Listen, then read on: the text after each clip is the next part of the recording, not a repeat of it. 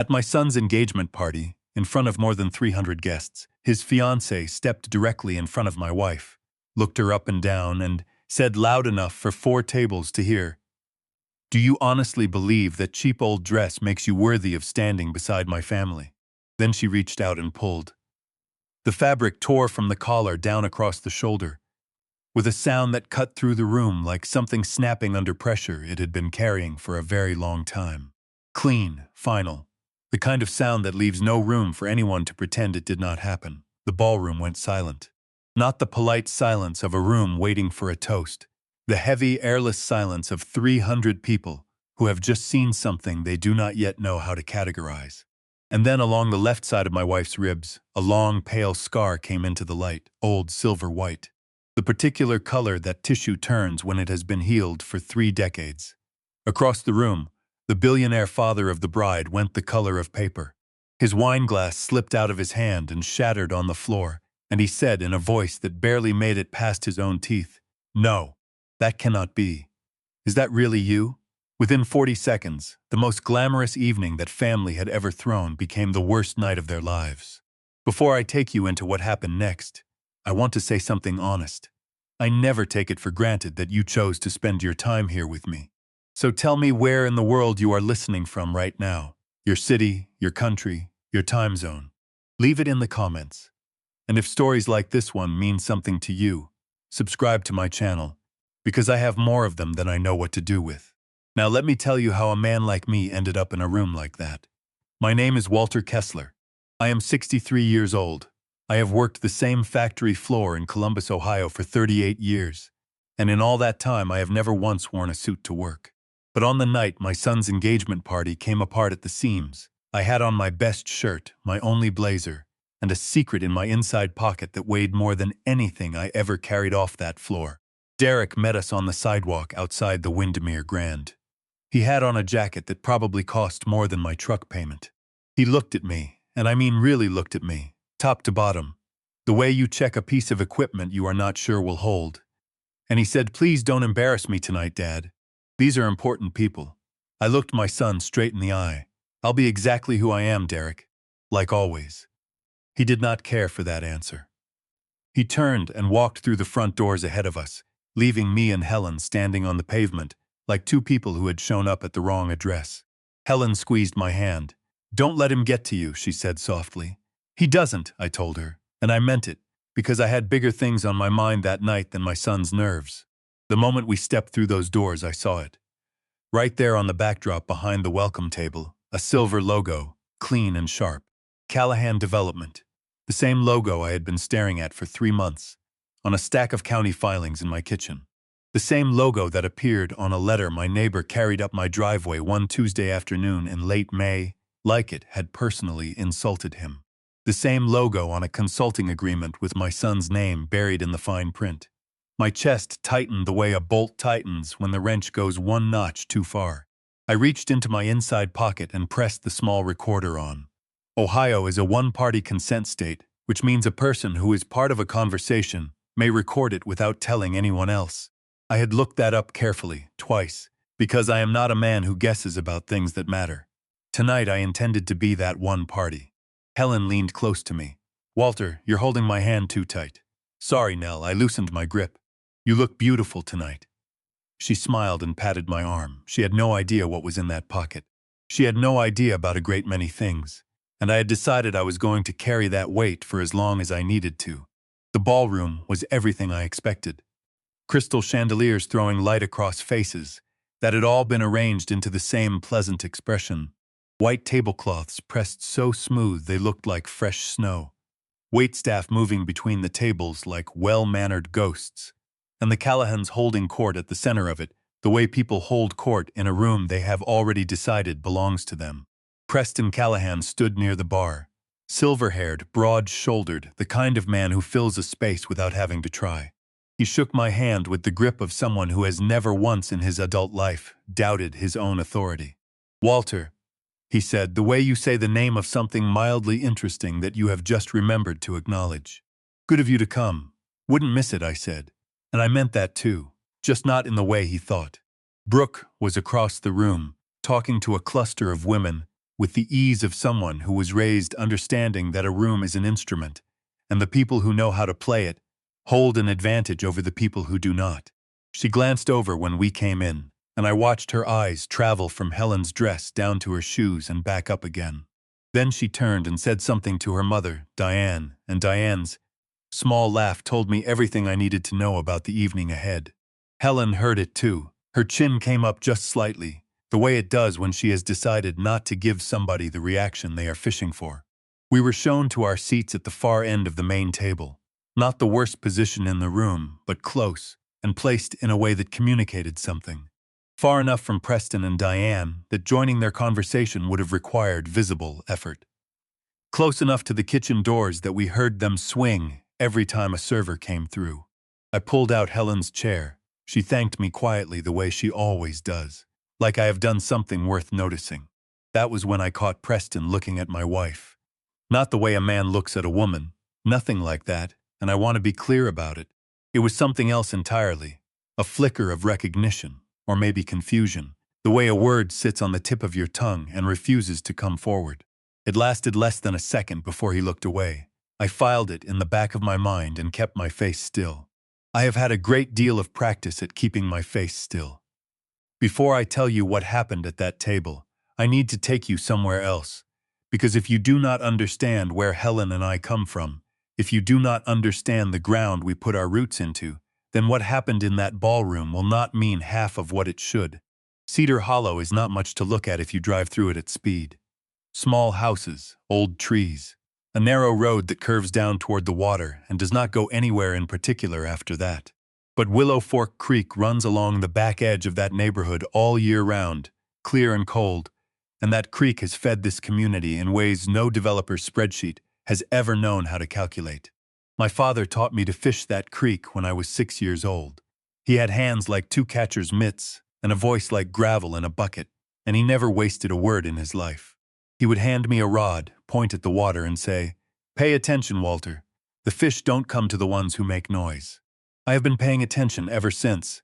My father is buried in the far corner of that neighborhood, under an oak that was already old when he was born. The cemetery there is not official. There is no iron gate and there are no stone pillars. It is a stretch of quiet ground where working families buried their own back when they could not afford the fees the county charged. Handmade markers, mostly. Some of them are nothing but creek stones with initials scratched into the surface. My father's stone reads Wendell Kessler. He showed up. I carved those words myself with a cold chisel over the course of 2 evenings, and I have never written anything better. Otis Vance, who has lived 3 houses down from us for 40 years, once told me that cemetery holds more honest men than any church in Columbus. I believe him. The garden runs along the creek bank, a long strip of dark, rich soil that the families in that neighborhood have worked together for more than 50 years. Every household gets a section. Helen has always planted sunflowers along the east edge, tomatoes through the middle, and green beans down near the water. In summer, that garden feeds half the street.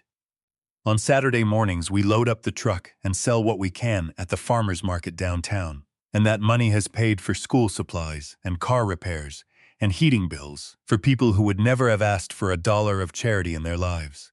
Because it is not charity, it is community.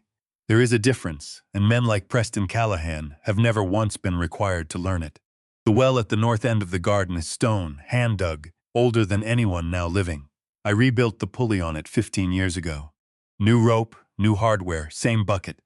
The water tastes like cold iron and something else I have never been able to name, and it is the best water I have had in my life. I grew up poor in that neighborhood, not suffering poor, careful poor. The kind where you know exactly how much bread is left in the house and you cut your slices accordingly. My father had enough put by to send one of his boys to a proper 4-year college, and he sat the 2 of us down at the kitchen table to tell us so. My brother Curtis was 2 years older, sharper in a classroom, already dreaming out loud about engineering. I told my father to send Curtis. I said I would figure the rest out on my own. He looked at me a long time before he said, "You sure about that, Walter?" I said I was sure. I taught myself to read better out of library books. I learned my math off the factory floor, one machine at a time. I do not tell you this for sympathy. I tell you so you understand what kind of man raised the family in this story, and what kind of house my son Derek grew up in. Helen grew up 2 streets over. I met her at a church potluck when I was 22 and she was 20. She brought a peach cobbler. I ate 3 pieces and told her it was the finest thing I had ever tasted, and she told me I had peach filling on my chin. I married her 8 months later. I did not have money for a proper ring. What I had was a spool of copper wire, a pair of pliers, and about 4 hours on a Sunday afternoon. I twisted that wire into a band and smoothed the edges down as best I could, and I got on one knee at the edge of Willow Fork Creek at sunset. Helen held out her hand without hesitating. She wore that copper ring for 5 years, until I had saved enough for a gold one. The copper ring lives in a small wooden box on her nightstand. It has been there for 41 years. Our daughter Paige was born in our living room on a February night when the snow came down so hard we could not get the truck out of the driveway. The midwife from 2 streets over made it through the storm on foot, along with 3 neighbors who boiled water and kept the lights on, and did not go home until morning. I delivered my own daughter with my own hands, shaking from cold and fear, and something I now understand was the purest love I will ever feel. Paige grew up knowing that story, and I believe it is part of the reason she has never once in her life been afraid to fight for something that matters. That neighborhood, that creek, that soil. They did not just house us, they made us. And now I was sitting in a ballroom with crystal chandeliers across from a man who had never in his life gotten his hands dirty for anything, and something was coming. I could feel it the way you feel weather change out on the factory floor. A shift in pressure, a tightening in the air. I was ready for it. People keep asking me when Derek changed. I have turned that question over more times than I can count. Lying awake at 2 in the morning, sitting on the porch with my coffee gone cold, driving to work on roads I have driven so often I barely see them anymore. The honest answer is that I do not think he changed all at once. I think it happened the way a creek dries up in a drought. Slowly, quietly, and you do not notice until the bed is empty. Otis Vance is 71 now. He moves slow since the hip replacement, but his mind is a straight razor. Every few months he would lean over the fence while I was working the garden and ask, "How's that boy of yours doing, Walter? Derek's still tearing it up out there." And I would smile and say, "You know Derek, always moving." And Otis would nod like that had answered something. It had not. But I did not have the heart to tell him the truth, and the truth was this. The last time Derek called his mother on her birthday without me reminding him first was 3 years back. The last time he asked about the garden, or the creek, or Otis, or anyone on that street, I could not tell you. He had stopped calling Cedar Hollow home somewhere along the way, and started calling it where my parents live, like there was a difference, like distance was something a man ought to be proud of. But I need you to understand who my son was before all of that, because if I only tell you what he became, I am not being fair to the boy I raised. Derek, at 6 years old, used to wake up before me on Saturday mornings. I would come downstairs and find him already out on the back porch in his pajamas, holding his little rod, ready to go to the creek. He could not tie his own shoes yet, but he had figured out how to bait a hook. I never taught him that part. He just watched and worked it out the way sharp children do. He used to carry Carrie Bishop's groceries up her steps every single week without ever being asked. Mrs. Bishop lived alone after her husband passed. She had bad knees and worse pride, and she would have died before she asked anyone for help. But Derek learned which afternoon she came back from the store, and he made sure to be outside on that afternoon. He was 9 years old when he started doing that. 9. Helen used to say he got that instinct from me. I have always believed he got it from her. Every year on Derek's birthday, Helen planted a sunflower along the east edge of the garden. She never told him why. She just did it quietly, the way she does most things. Last spring, Derek came home for a weekend with Brooke, and he walked past that row of sunflowers without slowing down. Brooke looked at them and said something to him I could not hear from where I stood. Derek laughed, and Helen, who was kneeling in the dirt 10 feet away tying up the bean plants, kept her head down and did not say a word. I was standing behind the screen door watching all of it, and my chest felt like something had been tightened around it with a socket wrench. Later that night, after Derek and Brooke had gone to bed, I sat at the kitchen table, and Paige pulled out the chair across from me and sat down without being invited. She had driven up that afternoon, and I had noticed her watching her brother all day, the way you watch weather you do not trust. "Dad," she said, "how long has he been like this?" "A while," you're not sleeping again, are you?" It was not a question.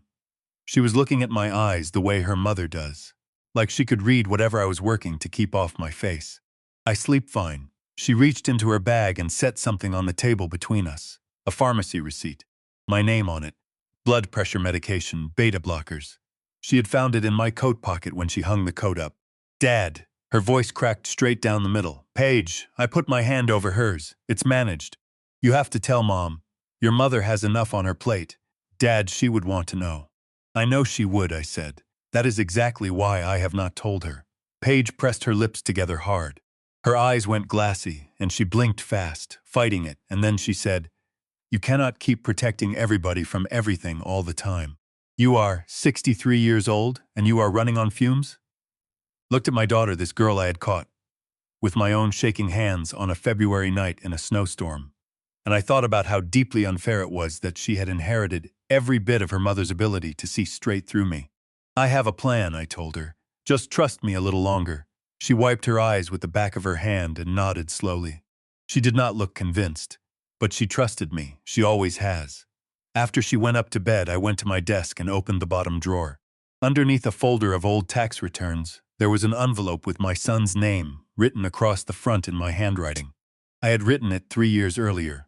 The letter inside ran 4 pages and said everything I had never once managed to say out loud.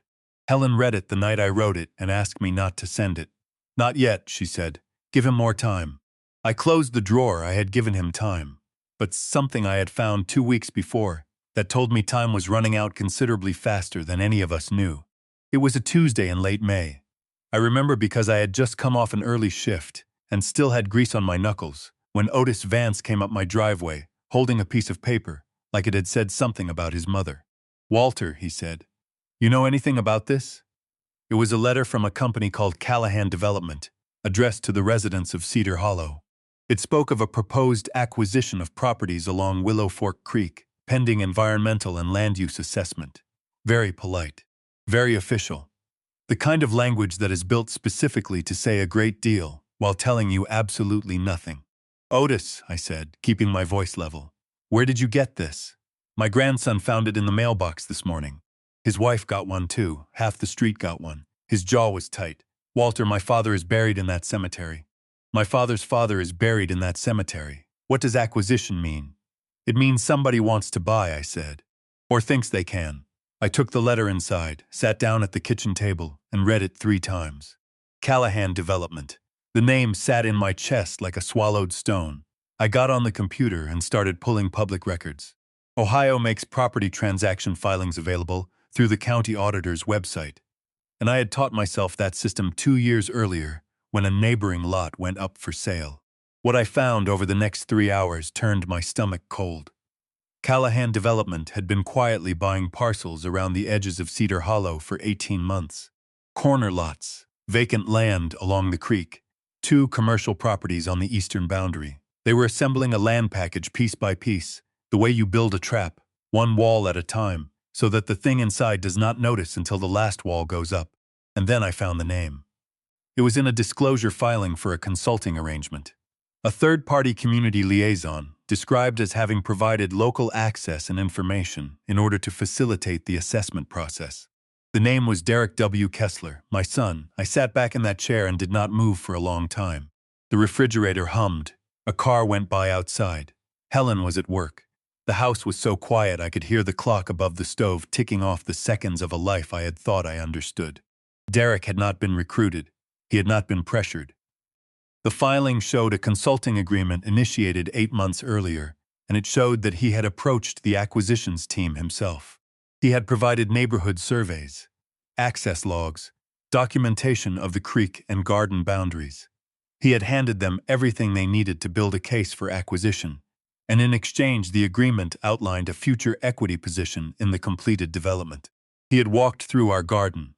He had stood at his grandfather's grave. He had eaten at our kitchen table and taken second helpings and hugged his mother at the door. And then he had gone home and sent them the blueprints. I thought about the last time Derek and I had gone down to the creek together. I had asked him, and he had shown up 20 minutes late with his phone in his hand. We sat on that bank for an hour, and he said almost nothing. Before we left, I told him the creek was worth protecting, and he told me I thought too hard about things. He was not thinking hard enough. I closed the laptop and walked outside. Helen's sunflowers stood along the east fence, tall and gold, every one of them planted on a birthday. I stood in the yard and looked at them until my eyes burned, and I did not go back inside for the better part of an hour. When Helen came home that evening, I was sitting on the porch. She looked at my face and said, "Walter." "What happened?" "Nothing. Long day." She sat down beside me and put her hand on my arm. "You're a terrible liar," she said. "I know. Always have been." She leaned her head on my shoulder, and we sat there while the sun went down over the creek. I had 3 months before that engagement party. 3 months to work out what kind of man I was going to be, and what I was going to do about my son. A younger version of me would have driven straight to Derek's apartment that same night, would have knocked on that door and laid every page on his kitchen counter and said, "Explain this to me." I know that version of myself intimately. I spent 30 years being him. But I was 63 now, and I had learned slowly and at some cost, the way a man learns anything worth knowing, that the loudest move is almost never the strongest one. So I did not call Derek. I did not tell Helen. I sat on that porch until the stars came out, and then I went inside and made a list. The first call I made the next morning was to a woman named Judith Farnsworth, an attorney in Columbus, who works in historic preservation law. I had found her name while reading about how sites in Ohio get recognized and protected, and she had handled 2 matters involving informal family cemeteries in rural counties, which was very close to the situation we had. I told her what we had: a burial ground dating to the 1930s, hand-marked graves, continuous community maintenance for over 80 years, a creek corridor and a garden with documented community use going back more than 5 decades. "Mr. Kessler," she said, "if what you are describing holds up, you have a strong basis for a preservation nomination. I want to be honest with you about what that does and does not accomplish. It will not by itself hand you a permanent shield overnight. What it does is put the historical significance of that land formally on the record, in front of a review body, with documentation attached. Once a nomination is under active review, a developer who moves forward anyway is taking on serious risk. Their lenders do not like it. Their insurers do not like it. Their zoning applications get slower and louder and more public. In practice, most of them stop and wait. How long to prepare it? Thorough documentation, 6 to 8 weeks. Faster if you have photographs, records, first-hand accounts. I have all of that, I said. I spent the next 6 weeks working with Judith after my shifts. Otis Vance pulled out shoeboxes of photographs going back to the 1940s. 3 other families found deeds and church records and hand-drawn maps in attics they had not opened in a generation.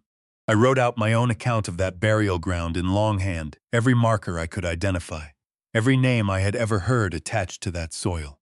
Wendell Kessler, my father, Carrie Bishop, our neighbor, 14 others I could name outright, and a row of small stones in the far corner marking children whose names were gone long before I was born, which we had tended anyway, every spring, because that is what you do.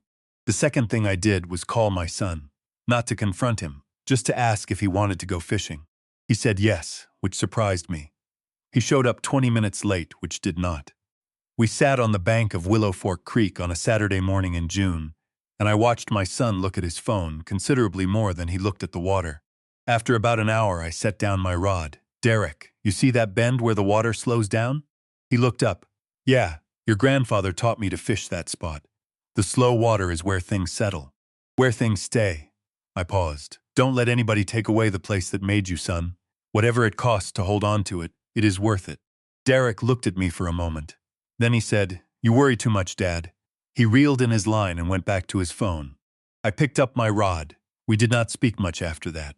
The third thing I did was take Helen to her routine kidney follow-up at Scioto Ridge Medical Center on a Thursday afternoon in late June.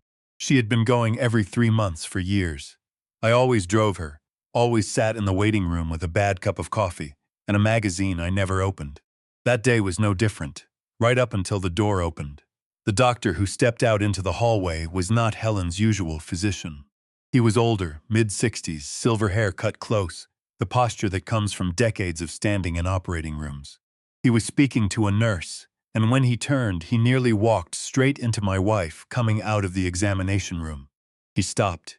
He looked at her, and it was not the way a stranger looks at somebody, they have almost collided with. It was something else. A stillness.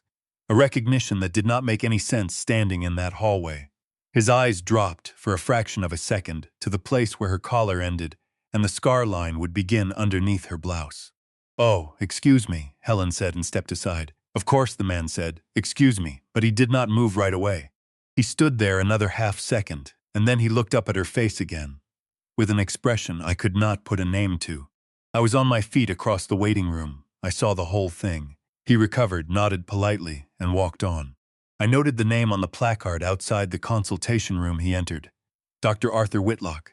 In the car on the way home, I asked Helen if she knew who that was. "Never seen him before," she said. "Why? No reason, just curious." That evening I looked him up, Dr. Arthur Whitlock, retired chief of transplant surgery at Scioto Ridge, now a part-time consultant, enlisted in 3 separate charity Gallup rooms over the past decade as a guest of Preston Callahan. I sat back in my chair and felt something shift in my chest. Not dread exactly. More like the moment before a storm breaks, when the air goes heavy and still and everything all at once becomes extremely clear. I picked up the phone and called the number for Dr. Whitlock's office.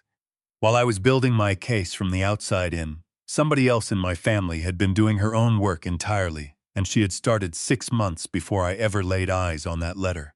Paige has worked as a legal assistant at Dawson Whitfield, a mid-sized civil firm downtown, for 4 years. She handles property filings, contract review, public records requests. She is good at her job in the way quiet people often are. Methodical, thorough, impossible to rattle. Her supervisor once told her she had the best instincts for spotting a buried clause of anyone he had ever trained. I believe it. She gets that from her mother. It started, she told me later, with a phone call she was not supposed to hear. 6 months before the engagement party, Derek came home for a long weekend. He and Brooke were staying in the guest room, and on Saturday morning Paige got up early to make coffee. She was in the kitchen when she heard her brother's voice out in the hallway, low and careful. The voice you use when you would rather not be overheard. She caught 3 words before he turned the corner and saw her standing there. Willow Fork assessment. She did not let on that she had heard anything. She handed him a mug, asked how the drive-up had been, talked about nothing at all. But the phrase sat in her mind all weekend like a splinter she could not reach. Monday morning she ran Callahan Development through her firm's property database. What she found made her grip the edge of her own desk. "Dad," she told me later, her voice tight with something that lived between fury and heartbreak. They had been buying up parcels around us for over a year, and in the community liaison section of their acquisition file, there was Derek's name, with a contract date 8 months before I found it. She spent the next 6 months building a file the way you build anything worth building, carefully, without rushing. She submitted public records requests through the firm under standard protocol. She traced the consulting agreement. She documented Derek's visits to the neighborhood and identified the surveyors he had personally walked onto the property. And she found the photographs he had sent to the acquisitions team. Aerial shots of the creek boundary, close-ups of the garden layout, and one image of the entrance to that burial ground that turned her stomach when she opened it. "He photographed Granddad's grave, Dad," she said.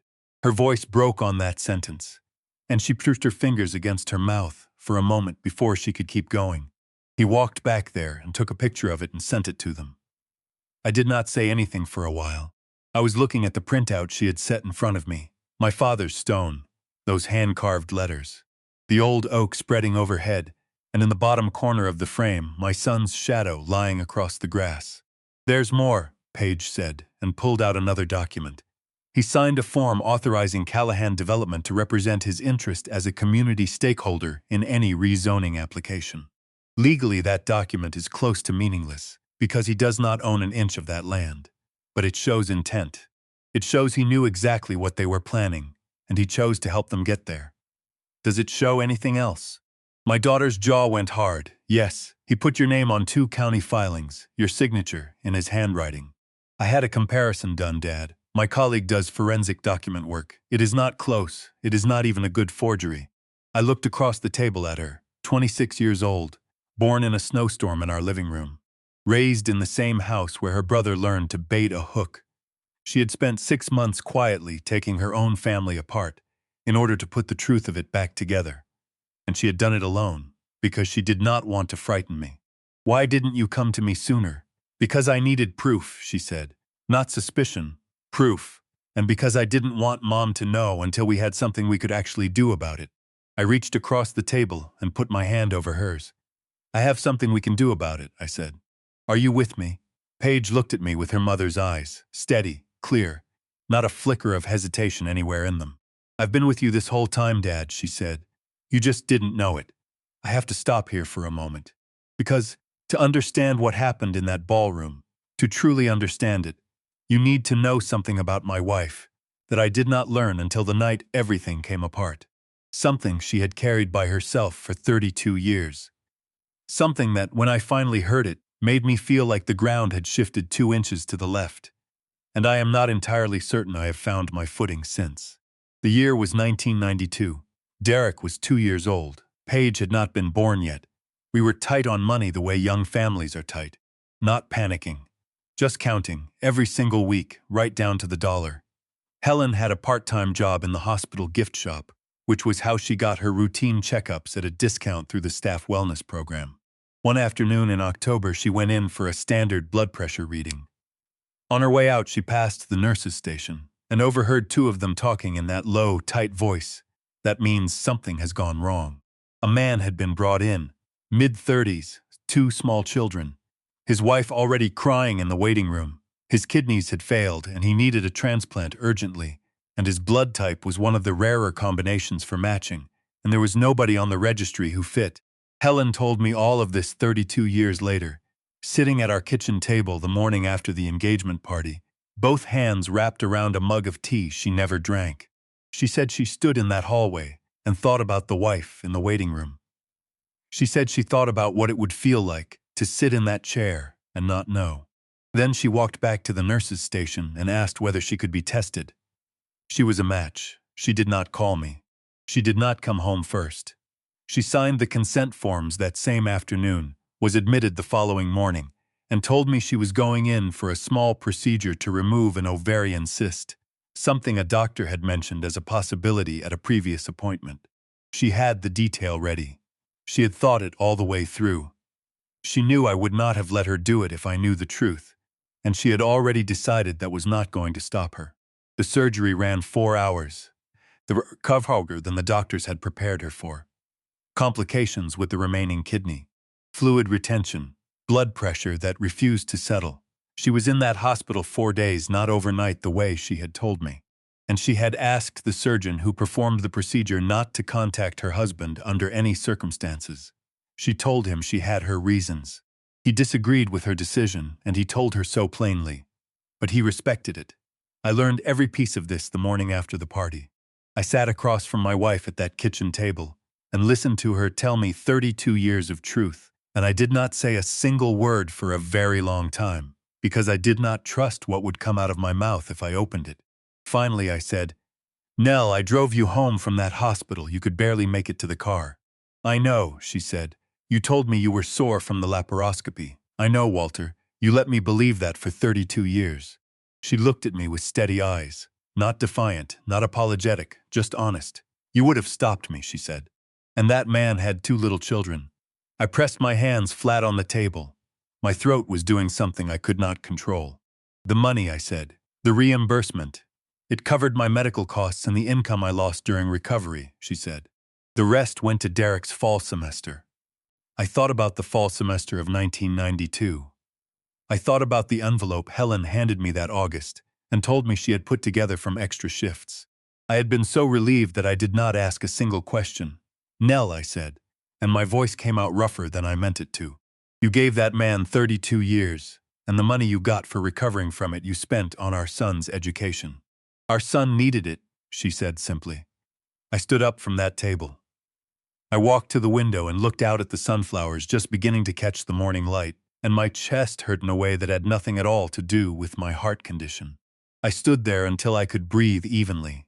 Then I turned around and said the only true thing available to me. "You are the bravest person I have ever known." Helen set down her mug. Her eyes went wet finally after all of it. "I just did what anyone would do," she said. "No," I told her. "You did what you would do. Those are not the same thing at all. Now here is the part of this story. that took me the longest to make peace with. While my wife was recovering in a hospital room with instructions not to call her husband, on the other side of that same building a man named Preston Callahan was waking up from surgery with a future he had not expected to have. He was 31 years old. He had a wife named Diane and a 3-year-old daughter named Brooke. The doctors told him the transplant had gone well. They told him the donor had chosen to remain anonymous. They told him he was a very lucky man. He told me later that he did not feel lucky. He said he felt like a man who had been handed something he had not earned and did not know how to carry. I give him that much, I do. In the years that followed, Preston Callahan built his company, raised his daughter, and attended charity galas and golf tournaments and business dinners the way men in his position do. He also, according to what Dr. Whitlock told me afterward, hired 2 separate investigators over the course of 20 years to find the person who had given him a kidney. Both came back with nothing. The hospital's anonymity protocols, which Dr. Whitlock had maintained, with what I can only describe as iron discipline, held completely. What Preston did with that failure was this. He established a small private fund. He called it the Anonymous Gift Fund. It gave money every year to transplant research and to families facing organ failure who could not cover the associated costs. The fund was never publicized. It was not a tax strategy. I verified this later through public charity filings which anyone can look at, and he had been writing checks into it for 22 years. I sat with that information a long time before I knew what to do with it. Because it complicated the very simple version of Preston Callahan I had been carrying around in my chest for 3 months. The version where he was nothing but a wealthy man trying to take my family's ground. That version was still true. It was just no longer the whole truth. And I have learned that the difference between those two things is where most of the hard living gets done. Brooke had known about the kidney since she was 16.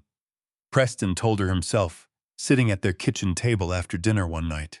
He told her he owed his life to a stranger, that he had never been able to find that person, and that it was the one thing in his life he could not resolve or buy his way through. Brooke listened. She said, "That's really sad, Dad," and then she went back to her homework. I know this because Preston told me. He told me a great many things the night he sat in my kitchen at 2 in the morning. But I will get to that. What matters right now is what Brooke did not do. She did not connect her father's story to a woman who cleaned houses in Columbus. She did not connect it to the scar she had glimpsed once, briefly, when Helen's collar slipped at a family dinner 6 months earlier. She had looked at that scar and looked away and never thought about it again. I have tried very hard not to be too severe with her about that. I have not always managed it. What I keep circling back to is this. Preston Callahan got 32 years because my wife stood in a hospital hallway and could not make herself walk away from another person's suffering. He used those 32 years to build something real. And then he turned that real thing toward the piece of ground where my father is buried and decided it would make a better luxury development. He did not know. I have to keep reminding myself of that. He did not know that the woman he was in effect preparing to displace was the same woman who had made his entire life possible. But I knew, and what I chose to do with that knowledge was going to define everything that came next. 2 days before the engagement party, I made 2 phone calls I have never told anyone about until now. The first was on a Thursday morning. I had a direct line for a reporter named Eli Brandt at the Columbus Dispatch. I had looked him up after reading 3 of his pieces on development projects around the city. He wrote about zoning disputes and neighborhood displacement, and the distance between what developers promise and what they actually deliver. He wrote like a man who was paying attention, which in my experience is rarer than it ought to be. He picked up on the second ring. "Mr. Brandt," I said, "my name is Walter Kessler. I live in Cedar Hollow off Larkspur Road. I think you might be interested in something I have to show you." "What kind of something?" His voice was young but careful. "Good sign. Documentation of a development acquisition targeting a historic community along Willow Fork Creek, a burial ground dating to 1933. A community garden in continuous operation for over 50 years. A creek corridor that has been the economic backbone of that neighborhood for 3 generations. And a consulting arrangement with a local insider that I believe your readers would find relevant." There was a pause. "When can you meet?" "We met that afternoon at a diner on Broad Street. I brought copies, never the originals. of the acquisition filings, the property purchase records I had pulled from the county auditor's database, and the consulting agreement with my son's name on it. I did not tell him that Derek was my son. Not yet. I wanted him to read the documents first and form his own opinion before I complicated it with family.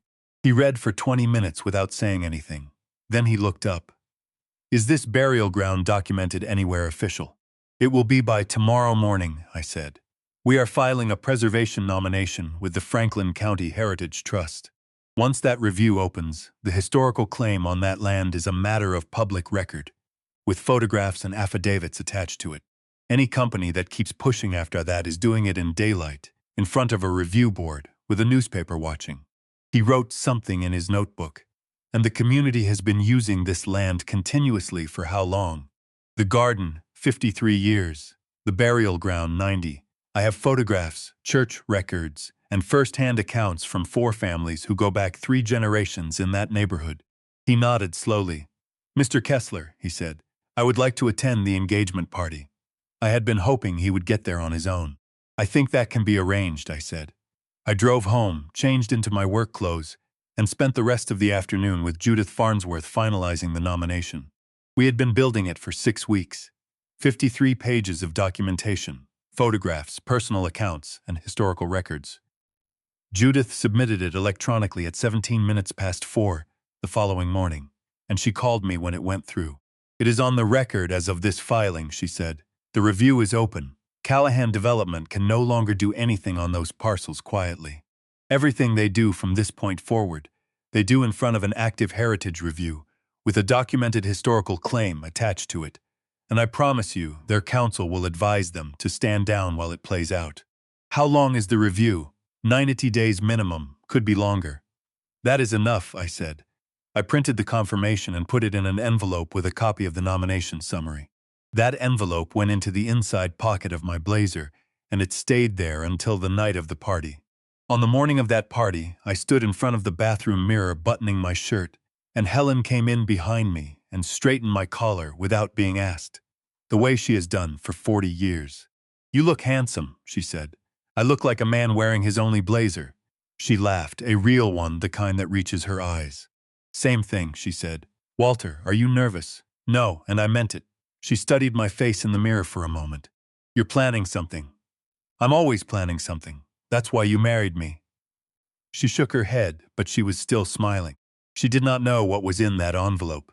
She did not know about Eli Brandt or Judith Farnsworth, or the phone call I had made to Dr. Whitlock's office. She thought that night was simply an engagement party for our son.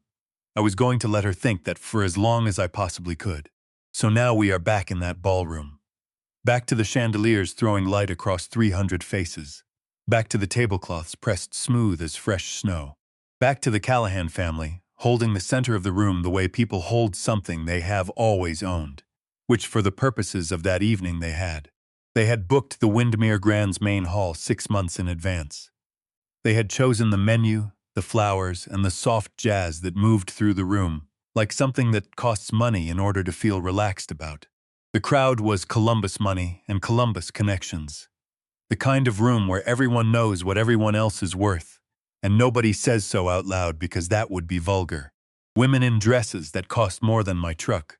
Men in suits that fit the way suits fit when they have been made for a specific body, by a specific person who charges accordingly. And Helen in the green dress she had ironed that afternoon on our kitchen table. The one she wore to Derek's college graduation, and to our 35th anniversary dinner at Marchetti's, and to her sister Roberta's retirement party, where she gave a toast that made 4 people cry, including the guest of honor. She looked beautiful. I am not saying that because she is my wife. I am saying it because it was true, and because the room did not bother to notice, which told me everything I needed to know about the room. I caught Eli Brandt's eye near the far wall before we had gone 10 steps inside. He was standing with a glass of water, dressed like a guest, jacket buttoned, notepad nowhere visible. He gave me the smallest nod. I gave him nothing back, not out of rudeness, but because the room was watching, and the last thing I needed was somebody connecting Walter Kessler to the young man from the dispatch standing beside the decorative fern. I saw Dr. Whitlock near the bar, talking with Preston. Both of them relaxed in the way of men who have been friends long enough that they no longer have to perform for one another. He did not look at me. I had not expected him to. We had spoken once on the phone and once briefly in a parking lot, and the arrangement between us was not the kind that required acknowledgement in a crowded room. The first hour passed the way those hours always pass in rooms like that. Food arrived in courses I could not have named if you paid me. Wine was poured and refilled. The conversation moved around the table in a current that kept pulling everything back toward the Callahans. Preston told a long story about a golf trip to Pebble Beach, involving 3 men whose names meant nothing to me, and a helicopter landing on a cliff above the 17th hole. Diane described the renovation at their lake property in precise detail, the imported tile, the custom millwork, the architect they had flown in from Chicago. Brooke talked about a trip to Napa she and Derek had taken in September, and the way she described it made my son sound like a pleasant accessory, rather than a person she intended to marry. Nobody asked Walter and Helen Kessler a single question that entire first hour. Not where we lived, not how we met, not what we had done for 38 years, or what we thought about anything at all. As far as that table was concerned, we were scenery. Helen ate her food. She asked the server a quiet question about the risotto. She touched my hand once under the table when Preston said something particularly satisfied with itself, and I made a sound in my throat that might have carried. I settled down. She has always had more patience than I do. Then Brooke looked down the length of the table at my wife and said, in a voice pitched just high enough to reach the 3 nearest tables, "Helen, that's such a fun dress. Did you find it locally?" I want you to understand the way she said the word locally, the slight lift at the end of it, the way it landed on the table between the water glasses and sat there. Helen smiled. Her smile did not waver by a fraction. "I did," she said. "A little shop on 5th. I've had it about 4 years. "Oh," Brooke said, and turned back to the person beside her, as though the conversation had concluded. 4 years. That dress had been to a college graduation. It had been to an anniversary dinner, where the maitre d' remembered our reservation from the year before and brought Helen a single white rose without being asked. It had been to a retirement party, where my wife stood up with no notes and said the kindest true things anyone had ever said about her sister. She had ironed it herself that afternoon, slowly and carefully, the way she does everything. I picked up my fork and kept eating. Across the table, Paige was watching Brooke with an expression that reminded me of water right before it boils. Still on the surface, everything happening underneath. Then Preston set down his own fork, leaned back slightly, and looked at me down the length of that table with the comfortable expression of a man who has not worried about a bill in 30 years.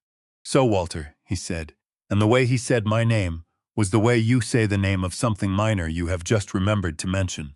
38 years at the same factory. That's consistent. He made that word sound like a polite way of saying something considerably less polite. I set my own fork down. I looked at Preston Callahan, really looked at him. The silver hair and the good suit and the easy certainty of a man who had never once in his adult life been seated at the far end of a table as decoration. 38 years, I said. Same factory, same town. You know what that teaches a man, Preston? He smiled. The smile of somebody humoring a question he does not believe requires a serious answer. What does it teach you? It teaches you exactly what things are worth. The land, the work, the people who show up every single day without being asked. I held his eyes. And it teaches you to recognize very quickly when somebody is trying to take what does not belong to them. The table did not go quiet gradually. It went quiet all at once, like a switch had been thrown. The soft jazz kept playing from the speakers in the ceiling, but nobody at that table was listening to it anymore. Preston held his smile one beat too long. It was a good smile, well practiced, designed to communicate that nothing you have said has landed anywhere near him. "Charming," he said, and reached for his wine. "I try," I said. Diane recovered first, the way composed women at expensive tables always do. She turned to the couple beside her and restarted a conversation about real estate prices in the short north, as though the previous 30 seconds had not occurred, which I thought was an interesting subject to choose under the circumstances. Derek stared at the centerpiece, an arrangement of white roses and eucalyptus that probably cost more than his mother earned in a week, with the focused attention of a man who needs somewhere to look that is not his father. Paige pressed her lips together and reached for her water glass and said nothing, which cost her something. I could see it costing her. Then Diane turned back toward our end of the table, with a smile that was perfectly pleasant, and fell approximately 4 inches short of her eyes. "Walter, it must be nice," she said. "Having such a simple life, no complicated decisions, no real pressure to speak of. Just clock in and clock out." She said it the way people say things they know are cruel, but have decided to present as observation. I put my fork down for the second time. Paige's hand moved toward her water glass and stopped in midair. "Mrs. Callahan," I said, "I have made exactly one uncomplicated decision in the last 40 years. I decided to marry Helen. Everything else, every day of those 38 years, every bill, every choice, everything I did to make certain my family had what they needed. All of it required more thought than most people sitting at this table will ever be asked to give to anything." Diane blinked. Beside her, Brooke's eyes went sharp in a way I recognized. Not offense, assessment. And my son looked up from that centerpiece for the first time all evening and stared at me across the table with an expression I had not seen on his face since he was about 16 years old. Something unguarded. Something that might have been, underneath everything else, the faintest trace of recognition. Preston cleared his throat and said something to the man on his left. The conversation shifted. The table rearranged itself around the moment and moved on, the way tables do. I looked at Helen. She was looking down at her plate, but the corner of her mouth had moved, just slightly, just enough. Dinner moved into its second hour. The food kept coming, and the conversation kept filling the room the way conversation does when people are performing, rather than talking. Loud enough to be heard, shallow enough that nothing real could get through. Preston and Diane had recovered with the practiced ease of people who have been navigating uncomfortable moments at expensive tables for decades. Preston started a new story, this one about a mixed-use project in the short north, and the council members who had initially opposed it, and how that had resolved itself the way things have a tendency to resolve themselves when the right people have the right conversations. Brooke laughed at exactly the right moments. Derek refilled his wine glass. I watched her the way I have always watched things I do not trust, steadily, without making it visible that I was watching. She was good in that room. I will say that for her. She moved through the space between courses with the ease of someone trained from childhood to understand social ground. She stopped at neighboring tables, touched shoulders, laughed at things that may or may not have been funny, and returned to her seat each time looking refreshed, as though the room were feeding her rather than costing her anything. What she was not good at was concealing what she was actually doing. And what she was actually doing, which I had been watching for 45 minutes, was making certain that Helen Kessler found no comfort anywhere in that room. It started small enough that you could mistake each piece of it for an accident. Helen's water glass was not refilled when the server came around, though every other glass at our end of the table was attended to. When a waiter brought a bread basket and began working his way toward us, Brooke caught his attention from across the room and redirected him to her side before he reached my wife. When Helen came back from the restroom after the first course, she found that her small purse, which she had set on the seat of her chair, had been moved to the floor beside it. Nothing dramatic, nothing you could hold up and say, "Look at this is what is happening here." Just a steady, patient removal of small dignities, one at a time, conducted with a smile. But I saw it, and Helen saw it, and the particular set of her shoulders, the way she sat up straighter with each small thing, the way her chin lifted almost imperceptibly. Every time she absorbed one more piece of it without reaction, told me she had made a decision somewhere in the first 30 minutes of that dinner. She was not going to give Brooke Callahan the reaction she was building toward. She was going to sit at that table and eat her food and be exactly who she was. And she was going to make that young woman work for every single inch of whatever she was after. That is my wife. That has always been my wife. Then a server near the center of the room bumped a tray. Several glasses shifted and one nearly went over. And in the brief reorganization of attention that followed, heads turning, a small collective intake of breath, the server steadying the tray with both hands, Brooke moved. She turned from the person beside her, lifted her wineglass from the table with 2 fingers, and walked toward our end of the room with an expression of relaxed sociability, like a woman crossing her own living room. She stopped beside Helen. She reached past her toward a folded napkin on the table, and as she drew her arm back, the glass tilted. Red wine, a full pour, dark as anything, came down the front of that green dress in one unbroken sheet. Helen pushed her chair back.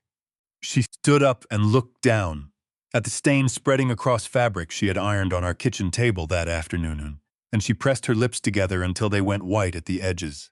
Brooke turned to the room. Her hand went to her mouth. Her eyes went wide. "Oh my goodness," she said, loud enough for the 4 nearest tables to hear clearly.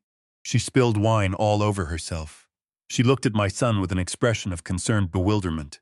"Derek, your mother really needs to be more careful around glassware." The room had turned to look. Something moved through me in that moment that I am not going to name here, because naming it would require language I do not use in polite company. I felt it move through me, and then I felt it pass, because I had made a decision 3 months earlier about how that night was going to go, and I was not going to let 30 seconds of manufactured chaos undo 3 months of preparation. But Helen did not need me to say anything. Not yet. Her head came up.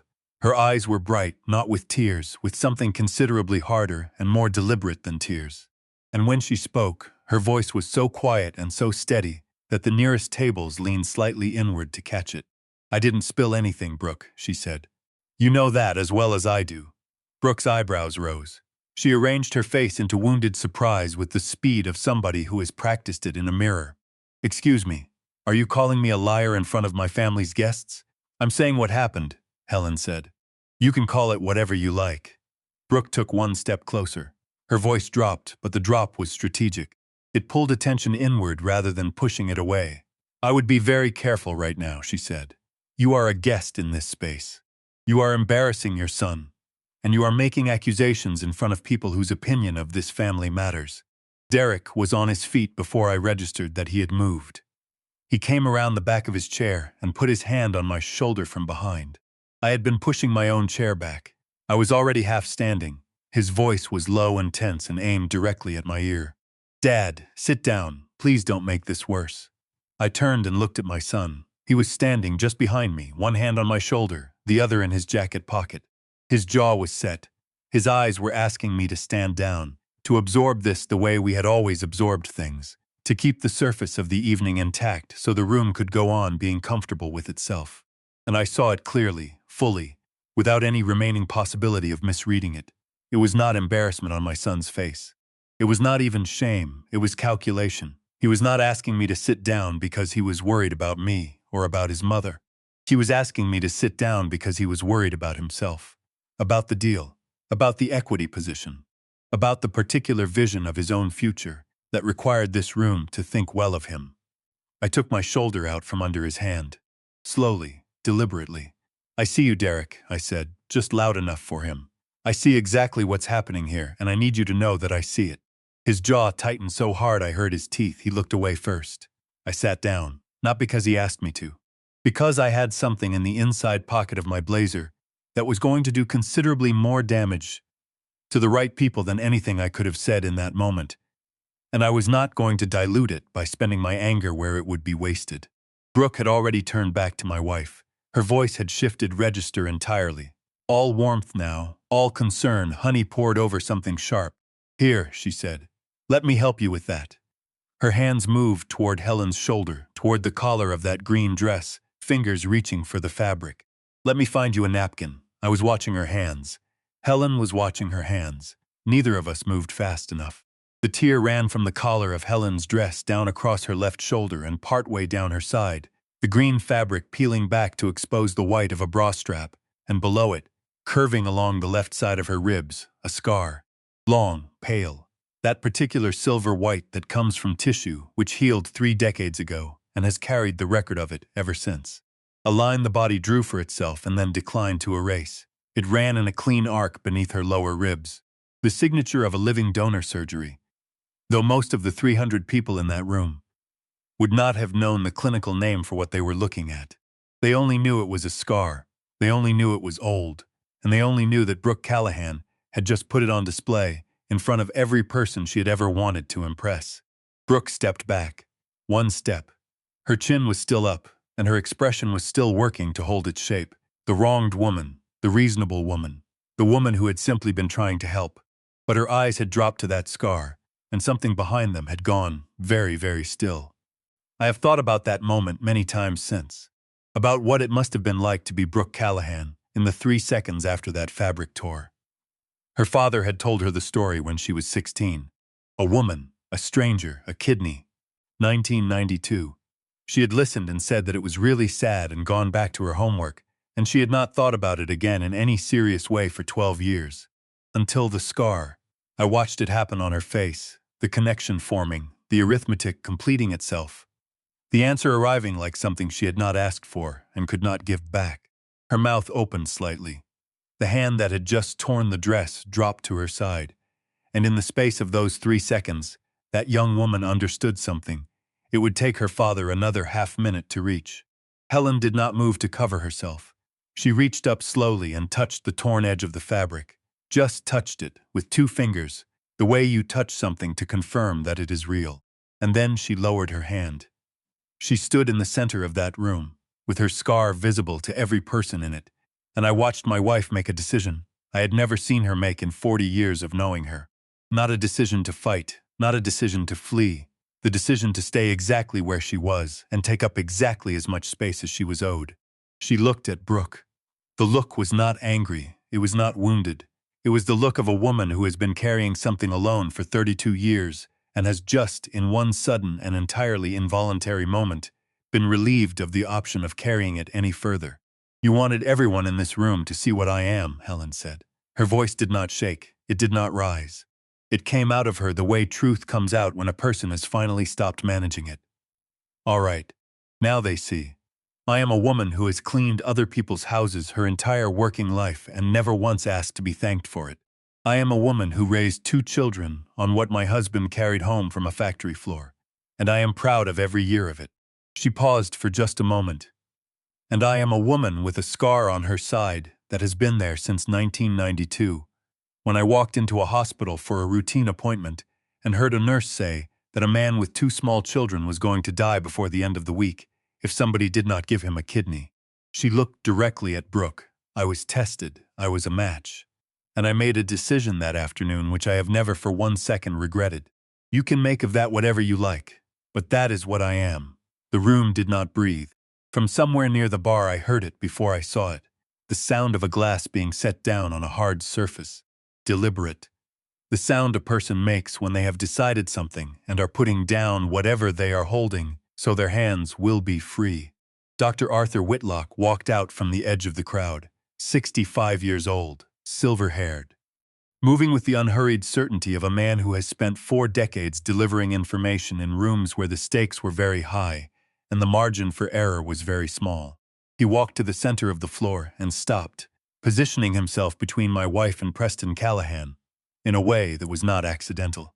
And he looked at Helen with the same expression I had seen in that hallway 6 weeks earlier. The expression of a man who has been waiting a very long time to see a particular face again, and is still not entirely certain he believes what he is looking at. "Mrs. Kessler," he said, "I have been hoping for 32 years that I would one day be in the same room with you again." Preston made a sound, not a word. Nothing is formed as a word. A sound from somewhere low in his chest, involuntary, the kind that escapes before a person can contain it. Helen looked at the doctor. "I know who you are," she said. "I know you do." He held her gaze steadily. "And I want to be very clear about something. I am not standing here to say anything you have not chosen to say yourself. What happened in that operating room belongs to you. It has always belonged to you." He paused. "But if you want to tell the rest of it, I will stand right here and confirm every single word." Helen turned. Across that room, through the crowd, and the candlelight, and the frozen faces of 300 people, she found my eyes. I had exactly one thing to give her in that moment. I gave it one nod, slow, certain, as clear as I knew how to make it. "This is yours, Nell. It has always been yours. Do with it whatever you want." Her shoulders came down just slightly. Just enough. The way they do when she has finished deciding something, and the weight of the deciding has left her body. She looked at Preston Callahan. He was gripping the edge of the table, with both hands, knuckles pale, staring at her, the way a man stares at something he has been searching for so long, that finding it does not feel the way he always assumed it would.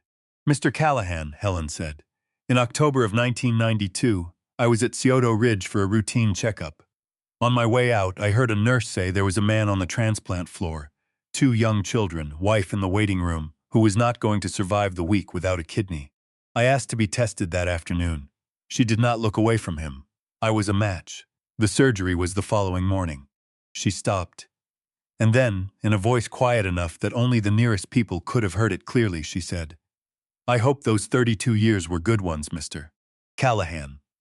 Preston Callahan sat down. He did not choose to sit. His legs chose for him. And he went down into that chair the way a structure settles when the thing holding it up has shifted.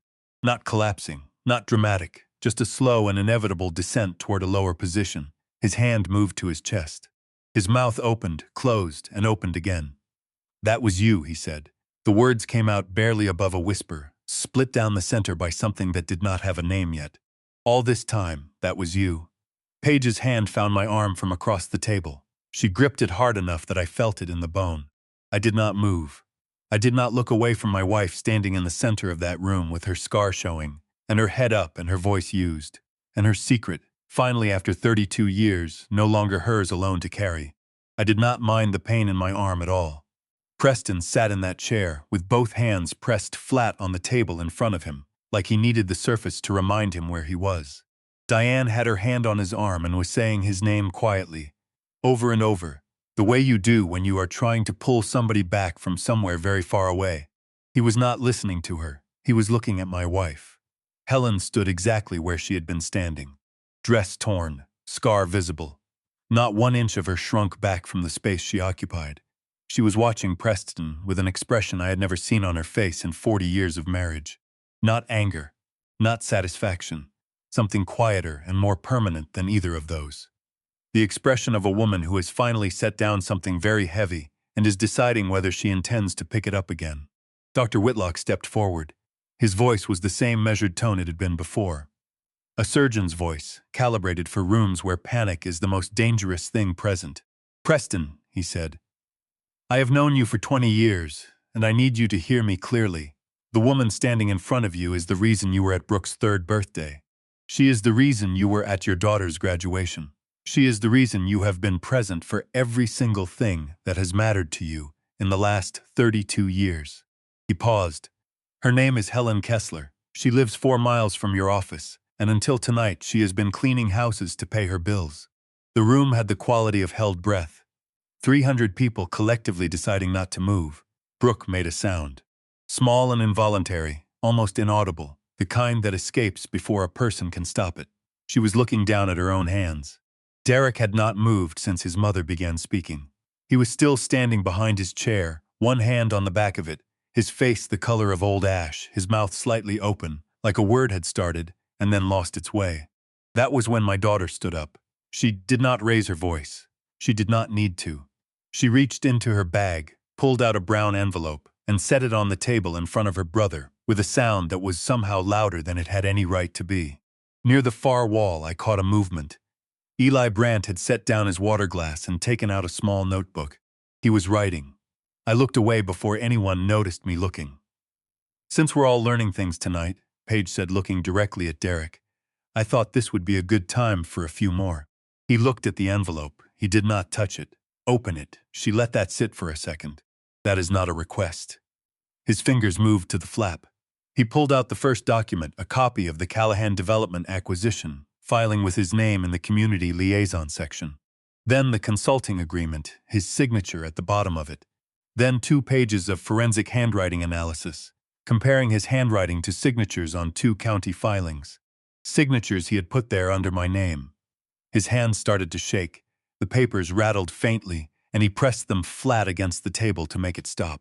"Derek," Paige said, "do you want to explain to Mom and Dad what those are, or should I?" He looked up at his mother. His eyes were red and filling fast, and he opened his mouth, and what came out was, "Mom, I didn't know about the kidney. I swear to God I didn't know." Helen looked at her son for a long moment. "I believe you," she said quietly. "But Derek, you knew about the land." His face crumpled. "I thought," he stopped, started again. "I thought it was just a business deal. I thought it wouldn't." "You thought it wouldn't what?" Paige said, and her voice had an edge in it now that I had not heard before. "You thought it wouldn't matter. You thought Dad's father's grave wouldn't matter.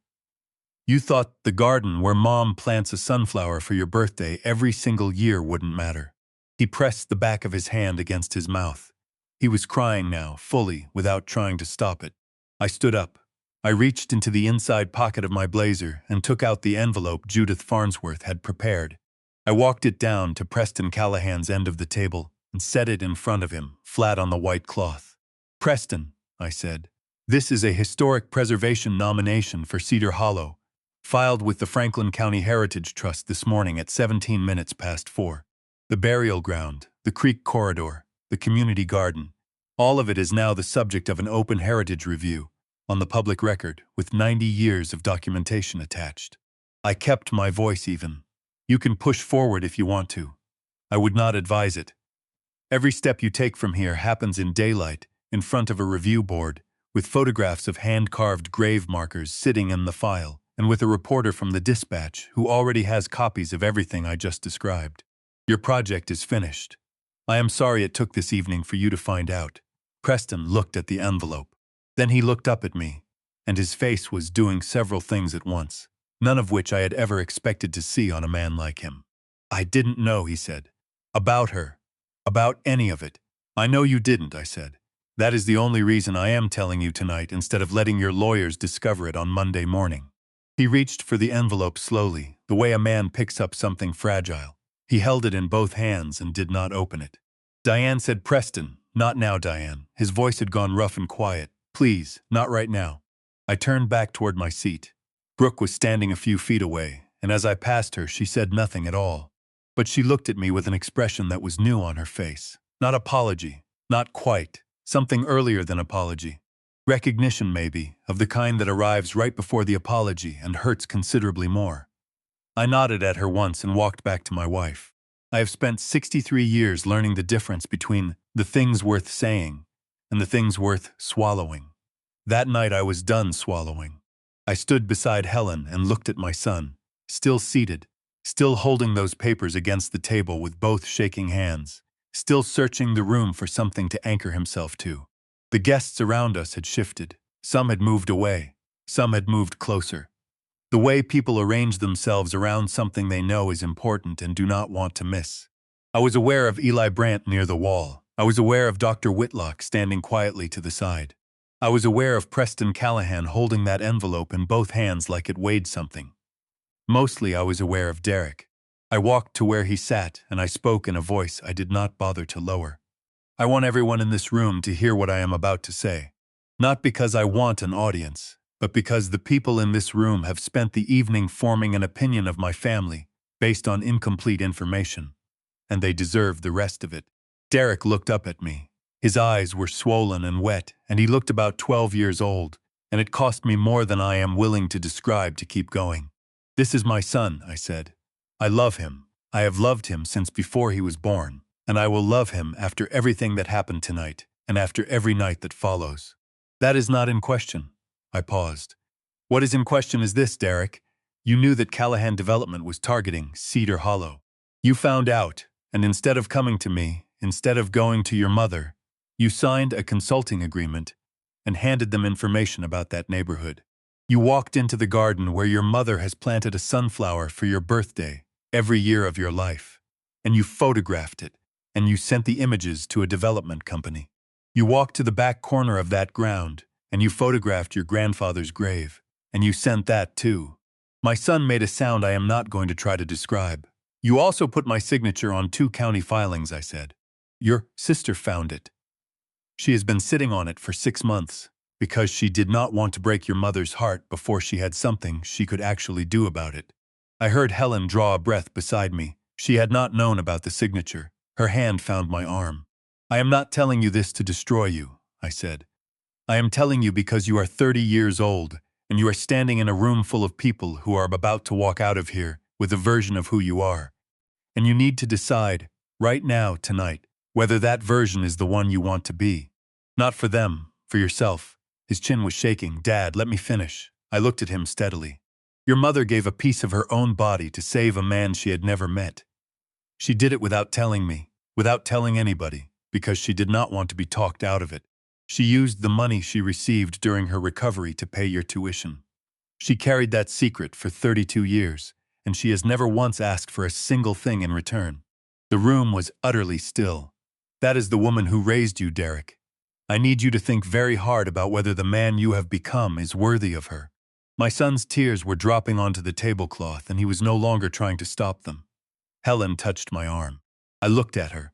She reached into the collar of her torn dress and unclasped the small chain she always wears, the one that holds the copper ring I twisted out of wire 41 years ago on the bank of Willow Fork Creek.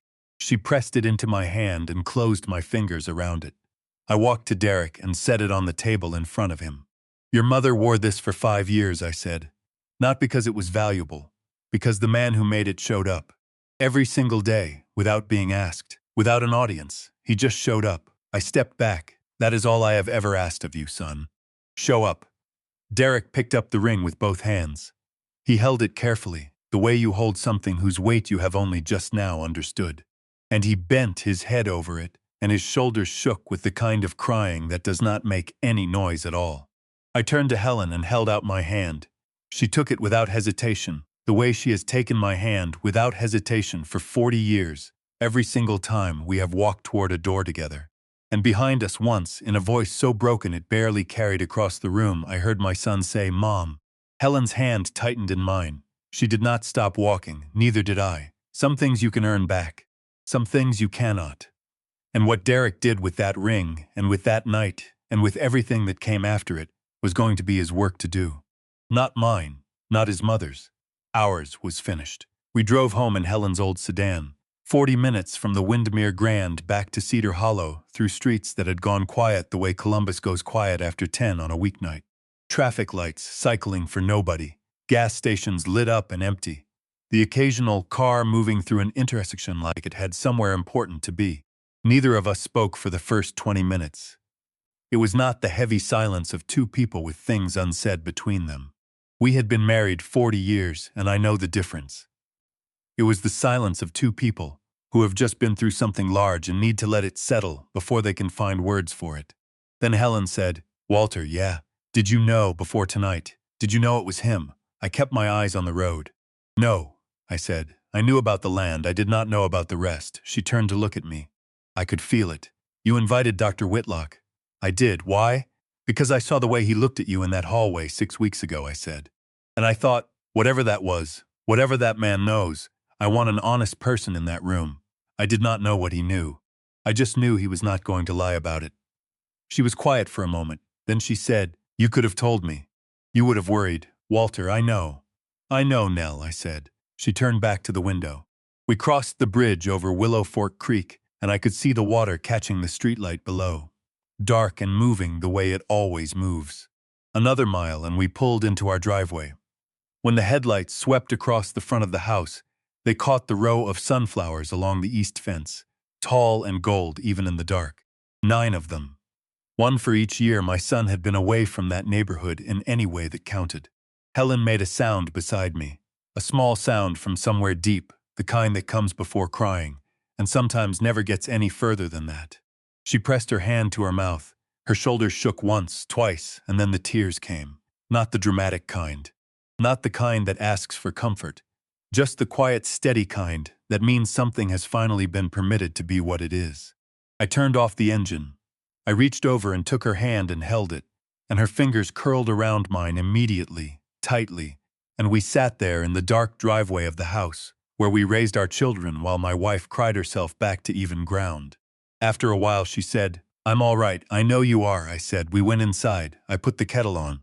Helen changed out of that torn dress, and when she came back to the kitchen in her old robe, she looked more like herself than she had all evening. We sat at the table with our tea and talked quietly about nothing important. Whether the garden needed rain, whether Otis Vance's hip had been bothering him, whether the sunflowers would hold another 2 weeks before the frost came. The ordinary things. The things that are still standing there after the extraordinary ones have finished burning.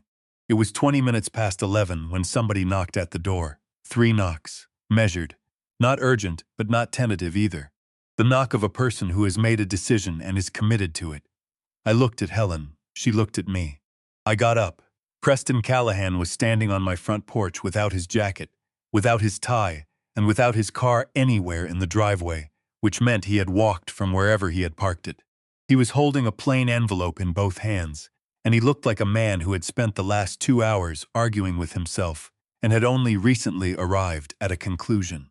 "I know I have no right to be here," he said. I looked at him for a long moment. The porch light is yellow and old, and it makes everybody look tired. He looked very tired. "No," I said, "you don't." I stepped back and opened the door wider. "Come in anyway." He sat at our kitchen table. Preston Callahan, who had spent 32 years sitting at tables in rooms designed to communicate power, now sitting in a kitchen with linoleum floors and a sunflower print dish towel hanging off the oven handle. He held the envelope in his lap and did not set it down. Helen poured him tea without asking whether he wanted any. He thanked her, and the way he said it quietly, looking at the mug rather than at her, told me the word had cost him something. "I hired investigators twice," he said. "Over the years, I wanted to find you. The hospital would not release anything." Dr. Whitlock held that line absolutely, and I understood why. It did not make it easier. He looked up at my wife. "I used to think you must have passed away, because I could not come up with any other explanation for why somebody like you would simply disappear." Helen wrapped both hands around her mug. "I didn't disappear, Mr. Callahan," she said. "I went back to my life. I know that now." He set the envelope on the table. "Inside this there is a personal letter and a bank draft. I understand entirely if you do not want either of them, but I need you to have the choice." "What is the draft for?" I asked. He looked at me directly. "For the kidney. For the recovery. For whatever it cost her that the hospital reimbursement did not cover. For 32 years of compound interest on a debt I have owed since 1992 and have never had the chance to pay." He paused. "I know money is the wrong thing. I know there is no right thing, but it is what I have to give." Helen looked at that envelope for a long time. Then she looked at me, and I looked at her, and we had the kind of conversation that 40 years of marriage lets you have without words. She reached out and touched the envelope lightly, just with her fingertips, and then she said, "Mr. Callahan, the land." Preston straightened. "I called my attorney at 7 o'clock this evening from the parking garage," he said. "The acquisition project for Cedar Hollow is terminated. All active filings withdrawn. I will also fund, however much is required, your legal team's completion of the preservation nomination through the Heritage Trust. Whatever it takes to protect that property permanently." He looked at me. "I understand you have already filed." "Yesterday morning," I said. "The review is open," he nodded. "Then we finish it properly," he said. "Together, if you will allow it." I stood up and walked to the counter.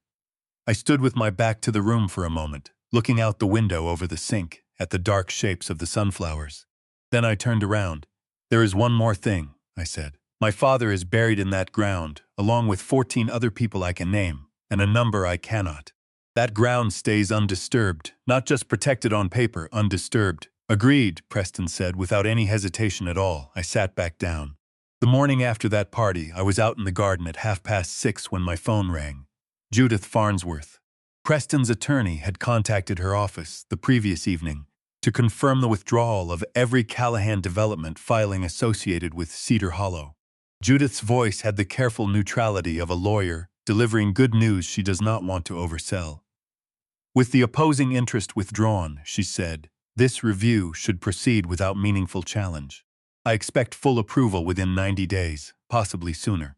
"The recording," I said. "Do we still need it?" She paused. "With a voluntary withdrawal on the record and the forensic signature evidence your daughter secured, no. The recording is backup. Good to have. We are not going to have to use it." "All right," I said. "Thank you, Judith." I sat down on the garden bench and held the phone in my lap and looked at the sunflowers in the early light. 9 of them, gold and straight, catching the first hour of sun the way they always do. I breathed in turned soil and creek water from 50 yards off. And for the first time in 3 months, the tightness in my chest let go of me completely. The consulting agreement my son had signed contained a standard termination clause. Upon withdrawal of the primary development project, all associated consulting arrangements dissolved automatically. Derek's equity position, the thing he had traded his family's trust for, evaporated the morning after the engagement party without ceremony or negotiation. He received a formal termination notice by email. That was the entirety of what he got for it. 3 days after the party, Brooke called him. Paige told me about it later. She had been at his apartment when the call came in. She said his phone lit up with that name and he looked at it a long moment before he answered. The call lasted 4 minutes. When it ended, he set the phone face down on the counter and stood at his kitchen window without speaking. Then he said, "She ended it." "I know," Paige said, "just like that, 4 minutes. Derek." Her voice was careful now, not sharp the way it had been at that party, but careful, the way you move around something that might still be hot. "What did you expect?" He turned from the window. His eyes were dry, which Paige told me surprised her. "I don't know," he said. "I think I expected more time to fix it." "You can't fix everything in the order you broke it," she told him. "Some of it has to wait its turn." He looked at his sister for a long moment. Then he said, "Is Dad ever going to answer my calls?" "Give him time." "How much time?" "As much as he needs," she said. "You don't get to set the timeline on this one. You just don't."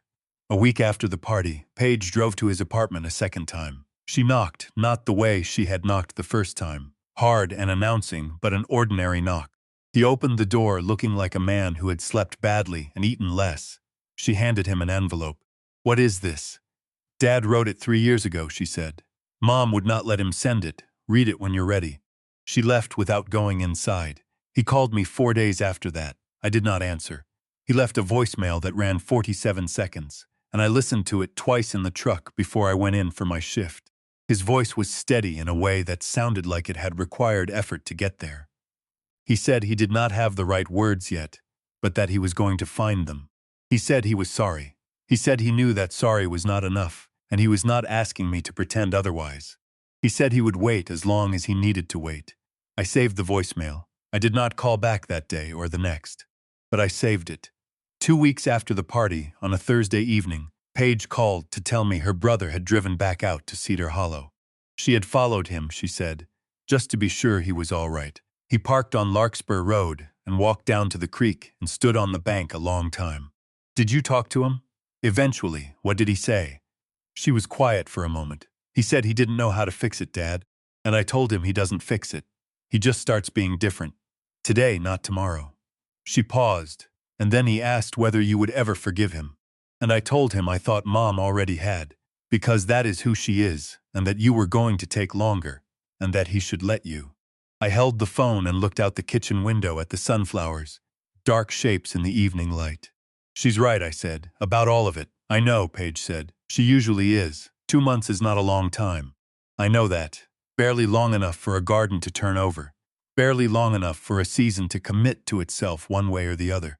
But in those 2 months, something in the air around Cedar Hollow shifted in a way I had not felt in years. A loosening, like a knot that had been pulled tight so long you had forgotten it was ever tied. Helen replanted the East Row the second week of September. The first frost had taken the summer stalks, and she spent a Saturday morning on her knees in the dirt, working new seed into the soil with her bare hands, the way she always does, humming something low and tuneless that she has been humming since before I knew her name. I sat on the back porch with my coffee and watched her work, and I thought, this is what it looks like when a person decides to keep going. Not dramatically, just quietly on a Saturday morning with her hands in the ground. Eli Brandt's piece ran in the Columbus Dispatch 3 weeks after the party.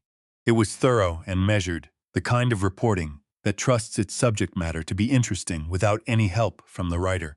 He wrote about the acquisition strategy, the community garden, the creek corridor, the burial ground, and the families who had maintained it for 90 years. He did not name my son. He wrote about the preservation nomination and quoted Judith Farnsworth on what an open review means in practice. He wrote about a small private fund that had spent 2 decades giving money away without publicity, attributing it only to a donor who had spent 20 years looking for a way to repay a debt he could not locate. 3 families I had not spoken with in years called me after that piece ran. Otis Vance's grandson framed a copy and hung it in his kitchen. I have thought about that quite a bit since. A newspaper article on a kitchen wall. And what a thing like that means to the kind of people who do it. The nomination was approved on the 91st day after filing. Judith called me at 7 in the morning to tell me, and her voice had a warmth in it the professional neutrality could not quite contain. "It's official," she said. "The burial ground, the creek corridor, the community garden, all designated, protected in perpetuity." "Perpetuity," I said. "It means forever, Walter." "I know what it means," I said. "I just wanted to hear it again." Otis Vance came by the garden on a Thursday afternoon in October, leaning on his cane, wearing the same canvas jacket he has worn every fall for as long as I can remember. He stood at the fence and watched Helen deadheading the spent stalks. "Heard it's official now," he said. "The designation. It's official." He nodded slowly. He looked out at the garden, and at the creek visible through the trees, at the back edge of the property, and at the corner where the old oak spreads its branches over the ground that holds our dead. "Your daddy would have had something to say about all this." "He'd have said plenty," I said. "Probably would have said he told me so." "Probably," Otis said. He usually had. He tapped his cane twice against the fence post, which is the closest that man gets to sentiment. "Good work, Walter," he said. Then he turned and made his slow way back down the street, and I watched him go until he turned the corner. On a Tuesday afternoon in the middle of October, I took my rod down to Willow Fork Creek and sat on the bank by myself. The water was running clear and cold the way it gets in fall, moving over the stones with that particular lighter sound it makes when the level drops, and there is more space between the water and the air. The oak at the back of the burial ground had gone the deep gold that comes right before the red, and the leaves were beginning to let go, one at a time, spinning down into the current and traveling south. I thought about my father, about the way he used to bait a hook without ever looking at his hands, and how knowledge lives in the body after enough years of practice. I thought about Helen in 1992, standing in a hospital hallway, making a decision that changed 4 lives at the absolute minimum, and probably a good many more, and doing it entirely alone because she did not want to be talked out of it. And I thought about my son. Not with anger. I want to be clear about that. The anger had moved through me the way weather moves through, completely, and then it was gone, leaving the ground wet but clearing. What I felt sitting on that bank was something more complicated and more permanent than anger.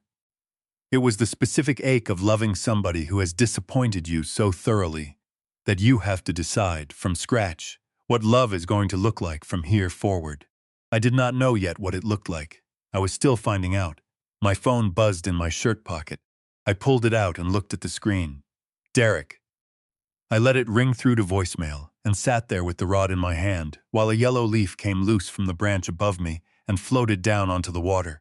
It traveled maybe 20 feet before the current took it around the bend and out of sight. When the notification appeared, I pressed play. "Hey, Dad, it's me. I know you're probably not ready to talk yet, and that's all right. I'm not calling to pressure you. I just wanted you to know that I read the letter, the one you wrote 3 years ago, and never sent." A pause, the sound of wind on his end. He was outside somewhere. "I've read it 6 times now. I think I'm going to keep reading it until I understand every word the way you meant it." Another pause. "I went back out to the creek last week. Just sat there a while. It's a good creek, Dad. I forgot how good it was." His voice thinned slightly at the edges, the way voices do when a person is working to keep them steady. "I don't have the right words yet, but I'm going to find them. I promise." The message ended. I sat with the phone in my hand and listened to the water and watched another leaf come loose from the oak and begin its journey downstream. Then I saved the voicemail, put the phone back in my pocket, and picked up my rod. The water kept moving. It always does. Over the same stones, around the same bend, through the same neighborhood it has been running through since before anybody now living was born. My father fished this stretch. I have fished it. My daughter was born 50 yards from this bank on a night when the snow came down so hard the world disappeared. Some things no amount of money can buy, and no amount of foolishness can destroy. Not if the roots go deep enough. I cast my line and settled in to wait. Now I want to talk to you directly for a few minutes, because I have had a long time to think about what this whole thing actually taught me, and I would rather hand it to you plainly than leave you to dig it out of the story. The first thing is this. I got it wrong about silence. For 3 months I carried what I knew about my son by myself. I told myself I was protecting my wife. I told myself a man absorbs the hard things so the people he loves do not have to. I believed that was strength. I have since come to understand that it was not strength. It was just silence, and silence has a cost. And the person who pays it is usually the one who chose it. And while I was busy protecting Helen from the truth, she had spent 32 years protecting me from a truth of her own. For exactly the same reason, out of exactly the same love. We had been standing across a kitchen table from each other for 3 decades. Each of us holding something heavy, each of us certain we were sparing the other one. So if you take one thing from me tonight, take that. Tell them, the truth is always lighter when two people carry it. Not easier. Lighter. There is a difference, and it is the difference between a weight you can walk with and a weight that eventually stops you. The second thing is about worth, and about the people who try to assign it to you. There were 300 people in that ballroom, and for most of that evening, not one of them thought my wife was worth speaking to. She was a woman in a 4-year-old dress at the far end of a long table. That was the entire assessment, and it took them about 4 seconds to reach it. They were wrong, and they were wrong in the most spectacular way I have ever personally witnessed. The woman they could not be bothered to look at was the reason the man at the head of that table had been alive to book the room. Here is what I want you to hear in that. A person's worth is not decided by the room. It never has been. The room is frequently, confidently, expensively wrong. If you are currently sitting at the far end of somebody's table, being counted as scenery, I want you to understand that this is information about the people doing the counting. It is not information about you. The third thing is about dignity under pressure, because I watched my wife teach a masterclass in it, and I do not want it to go unremarked. When that dress tore, Helen had 2 ordinary options available to her. She could have run for the door, or she could have come out swinging. Either one would have been completely human, and no one would have blamed her for it. She did neither. She stood still, in the middle of the worst 30 seconds of her adult life, with 300 people staring at the oldest and most private thing about her, and she chose to take up exactly the amount of space she was owed. Not less to make them comfortable, not more to punish them. That is what dignity actually looks like. It is not a posture. It is a decision, usually made at a very bad moment, that you are not going to become someone else just because somebody is trying to make you. The fourth thing is about forgiveness. And here I have to be careful, because this is where people usually want a cleaner answer than I have. My wife forgave our son almost immediately. That is who she is. I did not, and I want to say clearly that both of those responses were legitimate. Forgiveness and reconciliation are not the same act. Forgiveness is something you do inside yourself, to set down a weight that is corroding you. Reconciliation is something two people build together, over time, out of changed behavior. You can offer the first while you are still waiting to see about the second, and you are not a hard person for waiting. You are a careful one. My son does not owe me an apology so much as he owes me a pattern. Words are cheap, and he knows it now. Show up on a Tuesday when nobody is watching. Do it again the following Tuesday. Do that for 2 years, and you will not have to explain yourself to anybody, because the record will speak. The fifth thing is about the man I was supposed to hate. Preston Callahan was, for 3 months, a very simple thing in my chest. He was the wealthy man coming for the ground where my father is buried. That was true, and I want to be honest that it stayed true, even after everything else came out. He was still the man who signed off on that acquisition. Nothing about a kidney erases that. But he was also a man who had spent 22 years quietly writing checks into a fund nobody knew about, trying to pay a debt to a person he could not find. Both of those men were the same man. I do not think there is any way to live honestly in this world without eventually accepting that most people are made of contradictions like that one. The people who harm us are rarely cartoons. They are usually people with a real interior, doing damage they have found a way not to look at directly. Understanding that does not excuse a single thing, but it does keep you from becoming small and hard while you are busy being right. And the last thing, the one my father would have led with if he had been the one talking. The land matters. The work matters, but the people who show up without being asked matter more than anything money has ever built. That is not a grand lesson. I know it is not. It is the kind of thing you would find carved on a stone in an unofficial cemetery, under an oak tree in a neighborhood most people drive through too fast to notice. He showed up.